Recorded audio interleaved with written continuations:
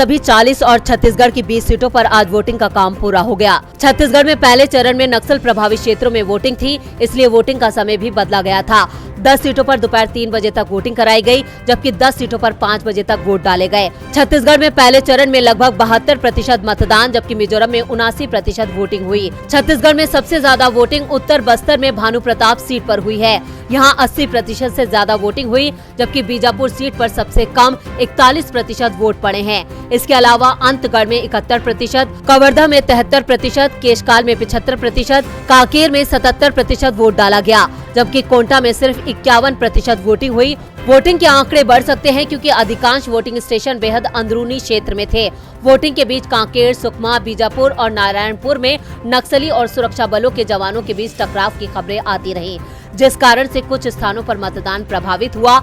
इस बीच कई स्थानों पर वोटिंग लिस्ट में नाम नहीं होने और ईवीएम में खराबी की खबरें भी आती रहीं। बीजापुर में मारूबाका में बने पोलिंग बूथ पर एक भी वोट नहीं पड़ा, जबकि कवर्धा के पंडरिया विधानसभा क्षेत्र में एक बूथ पर वोटरों ने मतदान का बहिष्कार कर दिया। बाद में अधिकारी मौके पर पहुंचे।